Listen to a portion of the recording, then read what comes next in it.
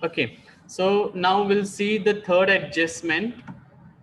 It's important one, wherein they have mentioned that debenture holders agreed to take over plant and machinery for rupees 6,50,000, and further they have given key for remaining balance some another debentures are to be issued. But in the first part they have given debenture holders takes over या agreed to take over plant and machinery. This is important. अब यहाँ पे दो part है. एक तो debenture holders ने plant and machinery लिया, ये एक part, this is the main entry. And another part, plant and machinery is taken at a certain value which is different than the original value. आप लोगों के पास अगर क्वेश्चन है तो you can see in the third adjustment कि plant and machinery taken over at 6,50,000. Correct है? Please correct me if I am wrong. Yes, sir. Yes, sir. Over किया है 6.5 लाख में. तो मैं यहाँ पे पहले जो एंट्री करूंगा, yes I know debenture holders ने plant and machinery take over किया है, इसका एंट्री आएगा, this is the main entry. लेकिन उससे पहले मैं एंट्री करूंगा प्लांट एंड मशीनरी का जो वैल्यू चेंज है, 6,50,000 में टेक ओवर किया है. Check in the balance sheet, plant and machinery का वैल्यू शायद था 6 लाख. तो यहाँ पे मैं पहले एंट्री करूंगा प्लांट एंड मशीनरी का जो वैल्यू चेंज है 6 लाख से 6,50,000 हुआ, उसका एंट्री करूंगा. Then I will go for the main entry. See, हर टीचर का एंट्री करने का तरीका अलग होता है. You may find different journal entry in the textbook, but मैं कुछ अलग आपको बता रहा हूँ, वो भी करेक्ट है, इट्स नॉट रॉन्ग. ओके, मैं थोड़ा सा इजी करने की कोशिश कर रहा हूँ ताकि आप एंट्री प्रिपेयर कर सको.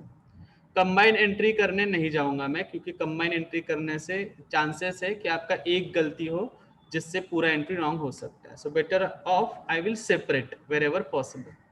तो यहाँ पे भी डिबेंचर होल्डर्स ने प्लांट एंड मशीनरी लिया, ये मेन एंट्री है. लेकिन उससे पहले मैं एंट्री कर रहा हूँ कि जो प्लांट एंड मशीनरी लिया है वो 6.5 लाख में लिया, लेकिन प्लांट एंड मशीनरी का वैल्यू था 6 लाख. तो सबसे पहले मैं इंक्रीज डिक्रीज का एंट्री करूंगा, जहाँ पे प्लांट एंड मशीनरी का वैल्यू इंक्रीज हुआ है. आई थिंक 6 लाख से कितना हुआ है, 6.5 लाख. तो ये असेट इंक्रीज. जब असेट डिक्रीज होता है तो we put on the debit side, हम डेबिट में लिखते हैं असेट डिक्रीज. लेकिन ये असेट इंक्रीज है तो मैं यहाँ पे लिखूंगा बाय प्लांट एंड मशीनरी. कितना, 6,50,000 हुआ है ना, मतलब 50,000 इंक्रीज. 6 लाख था, 6 लाख का कितना हुआ है, 6.5 लाख. सो 50,000 इंक्रीज प्रॉफिट. सो ये इंक्रीज पहले मैंने यहाँ पे लिखा और इसका एंट्री करूंगा मैं. अब इसका एंट्री कैसे करते हैं, 3 लेक्चर में पढ़ा चुका हूँ. यहाँ पे क्रेडिट में लिखा, इसका मतलब plant and machinery to capital reduction. यहाँ से ऊपर डेबिट में होता, डिक्रीज होता तो capital reduction to plant and machinery आता है यहाँ पे. लेकिन ये इंक्रीज है, इसलिए plant and machinery to capital reduction. So here is the first part of that entry कि प्लांट एंड मशीनरी का रिवैल्यूएशन हुआ है, plant and machinery appreciated, increase by 50. अब मैं मेन एंट्री करूंगा कि डिबेंचर होल्डर्स ने प्लांट एंड मशीनरी लिया. इसका क्लू मैं दे चुका हूं, मैंने कई बार कहा है कि अगर किसी लायबिलिटी का सेटलमेंट हो रहा है, किसी लायबिलिटी को कुछ दिया जा रहा है एक्सचेंज में या कन्वर्ट किया जा रहा है, तो द क्लू इज उस लायबिलिटी को हमें डेबिट करना है और बदले में जो भी उनको देना है, जो भी वो लेंगे, वो सब क्या होगा, credit. In last lecture I remember creditors का हमने ऐसा एडजस्टमेंट देखा था कि क्रेडिटर्स को सेटल किया था, बदले में पैसा दिया, कैंसिल किया, डिबेंचर दिया. तो आज मुझे डिबेंचर को, debenture is the liability today, इस डिबेंचर को क्या देना है, plant and machinery. They agreed to take over plant and machinery. तो मैं इसका एंट्री कैसे करूंगा, सबसे पहले I will debit the liability. Debentures is the liability, जिनको मुझे क्या देना है, plant and machinery. They agreed to take over, उन्होंने, वो लेंगे, इसका मतलब हमें देना होगा, राइट. तो इसमें लायबिलिटी क्या है, डिबेंचर. तो मैं डिबेंचर को पहले डेबिट करता हूँ विथ रुपीज 7,50,000. अब इस डिबेंचर ने क्या लिया, मतलब हम क्या देंगे उनको, plant and machinery. So I will credit plant and machinery. लेकिन आप लोग वहां पे देख सकते हो डिफरेंस इन द फिगर्स.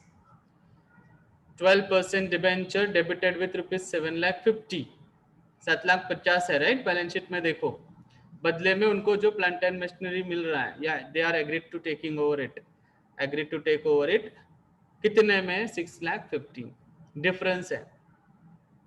तो ये अगर फुल सेटिस्फैक्शन है तो नॉर्मली डिफरेंस कहाँ पे चला जाता है? इस टॉपिक में मैंने बोला था आपको कि किसी एंट्री में अगर कुछ डिफरेंस आ रहा है तो simply transfer it to the capital reduction account. तो ये 1 लाख का डिफरेंस है, 7.5 लाख का डिबेंचर था, 6.5 लाख का असेट लिया, 1 लाख डिफरेंस में कहाँ पे भेज सकता हूँ? Capital reduction. But no need, क्योंकि एडजस्टमेंट पूरा पढ़ो, वहां पे उन्होंने क्लियरली दिया हुआ है कि रिमेनिंग जो है, मतलब यहाँ पे जो बैलेंस है उसके लिए क्या देना है। Please read anyone. 14% debenture. Yes, तो मैं बैलेंस के लिए आई विल राइट 14% डिबेंचर। अगर ये नहीं दिया होता, फुल सेटिस्फैक्शन होता ना, तो मैं सिंपली बैलेंस के लिए क्या लिखता? Capital reduction. बैलेंस के लिए क्या लिखता? Capital reduction. लेकिन यहाँ पे उन्होंने दिया है कि बैलेंस मतलब रिमेनिंग के लिए क्या करना। So this is how you have to prepare the entry for adjustment number 3, जिसमें मैंने 2 पार्ट किया। सबसे पहले मैंने प्लांट एंड मशीनरी का वैल्यू जो चेंज है, वैल्यू चेंज, उसका एंट्री किया, इंक्रीज डिक्रीज जो हम बेसिकली करते हैं। उसके बाद मेन एंट्री की debenture holder agree to take over any asset. ये एडजस्टमेंट भी बहुत बार एग्जाम में आ चुका है। अगर आप सारे यूनिवर्सिटी क्वेश्चन पेपर देखोगे ना, you will find this adjustment in 6 to 7 questions at least. 6 से 7 बार आ चुका है ये एडजस्टमेंट की debenture holder takes over something. तो ये आप कैसे करोगे? सबसे पहले जो असेट लिया होगा उसका वैल्यू चेंज क्या है, इंक्रीज डिक्रीज, उसका एंट्री करो। उसके बाद लायबिलिटी को डेबिट करके जो भी असेट लिया होगा वो credit. Okay, difference normally capital reduction के लिए हो सकता है, लेकिन मोस्ट ऑफ द टाइम वो मेंशन करते हैं कि कहाँ पे जाएगा। ठीक है, इस एंट्री में कहीं पे कैपिटल रिडक्शन है? कैपिटल रिडक्शन नहीं है, सो यहाँ पे ट्रांसफर करने का कोई भी सवाल नहीं है। ठीक है, कैपिटल रिडक्शन होता अगर बैलेंस तो डेफिनेटली मैं यहाँ पे ट्रांसफर करता। Okay, let's move on. Tell me what is fourth adjustment. Fourth adjustment क्या है? somebody please read. Creditors agreed to reduce their claim by rupees 20,000 and bills payable. Yes, Bills यहाँ पे payable to भी be paid मैं, immediately. yes, यहाँ पे भी मैं कंबाइन एंट्री नहीं करूंगा। एक एडजस्टमेंट में 2 पार्ट है। सबसे पहले क्रेडिटर का बैलेंस रिड्यूस करना है और दूसरा है बिल्स पेबल को पे करना है। Okay, some one of the student from I think I don't know A division or some ask me कि सर ये आप जो बोल रहे हैं कि रीवैल्यूएशन इंक्रीज डिक्रीज या फिर पैसा इन्वॉल्व है, ये कैसे समझ में आएगा? अब ये कैसे समझ में आएगा? I don't know. जब आप स्टेटमेंट पढ़ोगे and you know the English language, then you will come to know कि पैसा इन्वॉल्व है या नहीं। उसके लिए कोई क्लू नहीं है। जैसे कि अब ये एडजस्टमेंट है, यहाँ पे क्रेडिटर्स का क्लेम रिड्यूस करना है। क्रेडिटर्स का क्लेम रिड्यूस करना है, किसी को कुछ पैसा वैसा देना है नहीं, मतलब यहाँ पे पैसा नहीं है, क्रेडिटर्स का सिर्फ क्लेम कम करना है। लेकिन उसी के आगे का पार्ट देखो, बिल्स पेबल पेड करना है। बिल्स पेबल पेड करना है, इसका मतलब वहां पे पैसा इन्वॉल्व है। ये मुझे स्टूडेंट ने किसी ने पूछा था, इसलिए मैंने बताया, क्योंकि एक्चुअली मैंने आपको बताया था कि अगर सिर्फ इंक्रीज डिक्रीज है तो कैसे एंट्री किया जाता है, और पेमेंट इन्वॉल्व है तो मैंने क्लू अलग दिया था, इसीलिए। ओके, तो इस एंट्री में शायद वो सब क्लियर हो जाएगा। अगर सिर्फ इंक्रीज डिक्रीज है, जैसे कि क्रेडिटर्स का क्लेम रिड्यूस करना है, तो व्हाट आई विल डू, मैं पहले यहाँ पे ट्रांसफर करूंगा और एंट्री मिल जाएगा। लेकिन अगर पेमेंट या रिसिप्ट है, पैसा इन्वॉल्व है, तो पहले एंट्री आता है, उसके बाद इफेक्ट। तो मैं इस एंट्री में वो दोनों करके दिखाता हूँ। सबसे पहले क्रेडिटर्स का क्लेम रिड्यूस करना है। Creditor is liability, liability reduce करना है। सी असेट रिड्यूस यहाँ पे होता है, लायबिलिटी रिड्यूस कहाँ पे होगा? क्रेडिट में। सो मैं क्रेडिट साइड में लिखता हूँ बाय क्रेडिटर्स। अमाउंट देखो 20,000 लिखा है, करेक्ट है? Yes sir. कितना क्लेम Yes, रिड्यूस sir. किया है? कितना क्लेम रिड्यूस किया है? 20,000. 20,000. डायरेक्ट अमाउंट अवेलेबल या परसेंटेज है? Direct amount. अच्छा, तो ठीक है, मुझे लगा परसेंटेज है, क्योंकि मेरे पास अभी सामने क्वेश्चन नहीं है और लास्ट लेक्चर में मैंने पढ़ा था, तो I don't remember. Let it be. चलो 20,000 है अमाउंट डायरेक्टली। अब इसका एंट्री क्या बनेगा? जैसे प्लांट एंड मशीनरी का किया वैसे क्या होगा? Creditors to capital reduction. तो यहाँ पे fourth adjustment, creditors to capital reduction. अब इसी एडजस्टमेंट में एक और पार्ट है कि bills payable to be paid. अब ये इंक्रीज डिक्रीज नहीं है कि बिल्स पेबल कम हुआ या ज्यादा हुआ, ये पेमेंट है जहां पे पैसा देना होगा, राइट, मनी इन्वॉल्व। तो पैसा इन्वॉल्व है तो पहले मैं यहाँ पे एंट्री करूंगा, और जिसका क्लू ये है कि अगर पैसा आया, पैसा आ रहा है, तो बैंक शुड बी डेबिटेड। आपके पास पैसा आया, bank debit, debit what comes in. और अगर आपके यहाँ से पैसा जा रहा है, you have to pay someone, then bank account should be credited. So tell me, इस एडजस्टमेंट में बिल्स पेएबल पेड, इसमें पैसा आ रहा है कि पैसा जा रहा है? पैसा जा रहा है। पैसा जा रहा है। Yes, money goes out. तो बैंक अकाउंट क्या होना चाहिए? क्रेडिट। क्रेडिट। क्रेडिट होना चाहिए। ओके, ठीक है, क्रेडिट मिला। अब डेबिट क्या करोगे? Bills bills payable. का पेमेंट है, बिल्स पेएबल का पेमेंट है, तो फिर आपको क्या करना होगा? बिल्स पेएबल को डेबिट करना होगा। जस्ट अ सेकेंड ना, let me connect the charger.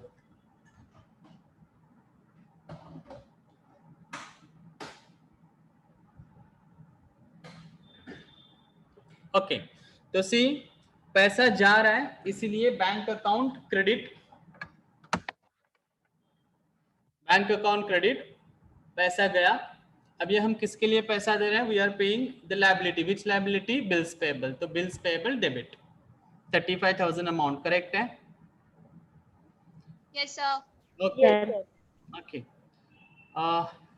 Fifth adjustment, ये भी सिंपल है आई सपोज, इंक्रीज डिक्रीज का। ये बताओ फिफ्थ एडजस्टमेंट क्या है? Goodwill, patents, profit and loss account and preliminary yes yes, expenses. While reading the balance sheet हम लोग क्या करते हैं? असेट साइड में से इनटेंजिबल, फिक्टिशियस एसेट्स और पीएनएल टिक मार्क करके रखते हैं, सिलेक्ट करके रखते हैं, क्योंकि हमें वो राइट ऑफ करना ही होता है, राइट? एडजस्टमेंट नहीं भी होता तो भी मैं करता हूँ। एडजस्टमेंट है, इट्स ओके, तो मैं राइट ऑफ करता हूँ। लेकिन राइट ऑफ कहाँ पे होगा? डेबिट साइड में, राइट? असेट राइट ऑफ मतलब असेट डिक्रीज डेबिट में होगा, तो वो सारे मैं डेबिट में लिखता हूँ। बताओ मुझे क्या क्या है? हेलो, हाँ बोलो। Goodwill, goodwill. हाँ बोलो, क्या लो? patents, तिला ऍक्च्युअली मी कॉलेजमध्ये आता, थांबा मी सांगतो तिला. हां चालेल, माझं लेक्चर चालू आहे. गुडविल और क्या है? patents, और profit and loss account, profit and loss account, and one more preliminary expenses. ये सारे right of, completely right of, पूरा अमाउंट होगा यहाँ पे। ये सारे राइट ऑफ मतलब डिक्रीज, रिड्यूस्ड डेबिट में। अकॉर्डिंगली इसका एंट्री मैं एक साथ करूंगा, हर एक के लिए अलग अलग एंट्री करने की जरूरत नहीं है। Capital reduction to this things, so capital reduction to goodwill, to patent, to PNL and to preliminary expenses. सबका टोटल डेबिट में 9,05,000, ये इसका टोटल है 9,05,000, ठीक है? And one more adjustment will do, then after that we'll take a break. I have to give some instruction to you. एक last adjustment करते हैं। बताओ मुझे सिक्स्थ एडजस्टमेंट। सिक्स्थ एडजस्टमेंट में आई थिंक रिवैल्यूएशन दिया हुआ है, सबका रिवैल्यू दिया हुआ है ना? yes. पढ़ो जरा क्या क्या किस किस का है revalue. The following assets are to be revalued as under furniture rupees 25,000, stock in trade rupees 68,000, land and building rupees 5,80,000, sundry debtors rupees 80,000. Okay अच्छा, now these are revalued. Revalued इसका मतलब मुझे पता नहीं इंक्रीज है या डिक्रीज है, revalue मतलब new value. Now I have to compare these revalues मतलब new values with the old values, then I will come to know कि whether the values has increased और डिक्रीज्ड। तो हर एक का हमें कंपैरिजन करना होगा वन बाय वन। देखो पहला किसका था रिवैल्यू? Furniture, right? फर्नीचर। तो देखो बैलेंस शीट में ओल्ड वैल्यू कितना है? 35,000। 35। अब नया वैल्यू कितना है? 25,000. 25,000। Decreasing depreciation. एसेट डिक्रीज हम कहाँ पे रिकॉर्ड करेंगे? डेबिट साइड में, बराबर है? okay. लेकिन सबका Yes, करते हैं, sir. उसके बाद डिसाइड करेंगे, ठीक है। स्टॉक, उसके बाद कौन सा असेट है, सॉरी फर्नीचर, उसके बाद कौन सा असेट है? Stock in Stock trade. in trade. हाँ, देखो जरा क्या है, सबका डिक्रीज है तो बताओ, सबका एक साथ लिखूंगा, नहीं तो फिर अलग अलग करना पड़ेगा। ओल्ड वैल्यू कितना था स्टॉक? Decrease stock स्टॉक पहले कितना? 80,000. 80, और नया value 68. 68। Again decrease, decrease by what? Decrease by 12, सब डिक्रीज है। डिक्रीज बाय 12 ना, सब 12,000 से कम हुआ, 80 से 68 हुआ है, ठीक है। और कौन सा असेट भी? हाँ हाँ Land and building. Land and building. देखो कितना था, शायद ये इंक्रीज हुआ होगा, लैंड का वैल्यू कभी कभी नहीं, सब decrease है, sir. डिक्रीज है सर Decrease है. सब डिक्रीज है सर। तो ठीक है, सब डिक्रीज है, तो मैं सब यहाँ पे डेबिट में लिखता हूँ। इंक्रीज होता तो मैं कहाँ पे लिखता? क्रेडिट में। डिक्रीज डेबिट में लिखूंगा। क्या क्या है? स्टॉक, सॉरी फर्नीचर, पहले फर्नीचर 10,000 डिक्रीज बराबर है। Yes. Yes. Stock 12,000, yes stock 12,000। Land and building कितना डिक्रीज है देखो जरा, 70,000 और कौन सा असेट है? डेटर्स डेटर्स कितना डिक्रीज है? 10,000 10,000 अजून काही आहे? नाही बस, तो इन सब का कंबाइन एंट्री बोलो। Capital reduction debit to furniture, to stock, to land and to debtors, here is the entry, ठीक है। ओके, अब एक लास्ट एडजस्टमेंट बाकी है, आई नो, बट मैं वो आज नहीं करवा रहा हूँ। I have to inform you something. तो यहाँ तक इट्स डन। नाउ